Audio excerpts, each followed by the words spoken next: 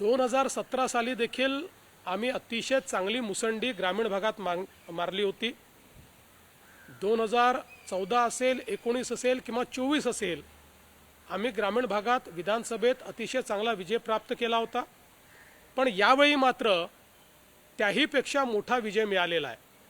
त्यामुळे हे तर आम्ही 2014 सालीच जे मिथक होतं की भाजप हा शहरी किंवा निमशहरी पक्ष आहे हे आम्ही तोडलं होतं, ते 17 मध्ये आम्ही अधोरेखित केलं आणि आता मात्र पूर्णपणे आम्ही ते स्थापित केलेलं आहे की भारतीय जनता पार्टी शहर, निमशहर आणि ग्रामीण अशा सगळ्या भागात नंबर 1 चा पक्ष आहे।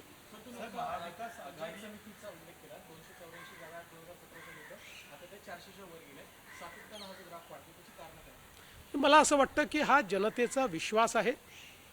एकूणच या देशामध्ये प्रधानमंत्री नरेंद्र मोदीजी यांनी ज्या प्रकारे ग्रामविकासाचं कार्य हातामध्ये घेतलं, ज्या प्रकारे ग्रामीण इन्फ्रास्ट्रक्चर करता मोठ्या प्रमाणात निधी उपलब्ध करून दिला, ज्या प्रकारे आवास योजना असेल, शौचालयाच्या योजना असतील किंवा लखपती दीदीची योजना असेल, अशा विविध योजनांतनं एक सकारात्मक वातावरण तयार केलं आणि त्याचवेळी महाराष्ट्रातल्या सरकारने जे कार्य करून दाखवलं त्यामुळे एक मोठा विश्वास हा जनतेच्या मनामध्ये तयार झाला। आज प्रत्येक जिल्ह्यामध्ये भारतीय जनता पार्टी असेल किंवा आमचे मित्रपक्ष असतील यांना एक प्रचंड समर्थन मिळतं आहे आणि त्याचाच परिणाम आहे की इतकी मोठी भरारी आम्ही या ठिकाणी मारली आहे।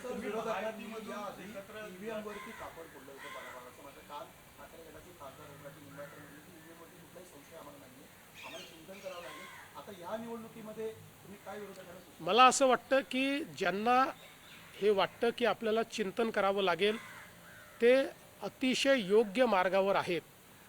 कारण मी नेहमी सांगतो, आम्ही जिंकतो आहोत, आम्हाला आनंद आहे, पण कोणीही परमनंट जिंकत नसतं, कोणीही परमनंट हारत नसतं। पण जे लोक आपल्या हारण्याची कारणं शोधण्याच्या ऐवजी कोणावर तरी खापर फोडतात ते मात्र कधीच जिंकू शकत नाही। त्यामुळे जर अशा प्रकारचं रिअलायझेशन कोणाला होत असेल तर मला असं वाटतं की ते योग्य मार्गाने चाललेले आहेत।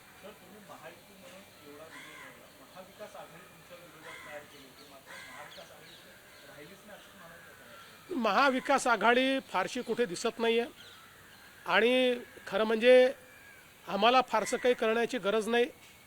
रोज सकाळी 9 वाजता त्यांचे प्रवक्ते जे स्टेटमेंट्स देतात त्यामुळे आम्हाला निश्चित मोठा फायदा होतो। त्यामुळे आम्हाला फार काही करण्याची आवश्यकता पडत नाही।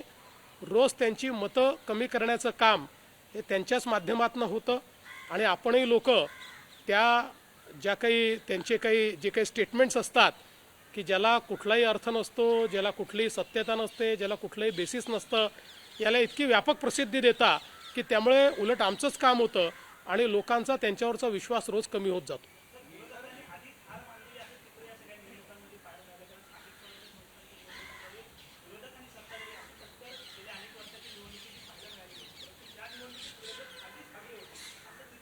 मला असं वाटतं की मुळामध्ये विरोधकांमध्ये जी लढण्याची एक शक्ती पाहिजे किंवा लढण्याची जी इच्छाशक्ती पाहिजे त्या इच्छाशक्तीचा कुठेतरी अभाव दिसतोय।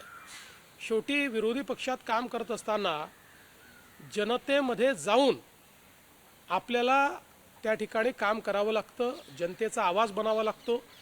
पण विरोधी पक्ष हा केवळ माध्यमांमध्ये दिसतो, विरोधी पक्ष कुठेही जनतेत दिसत नाही।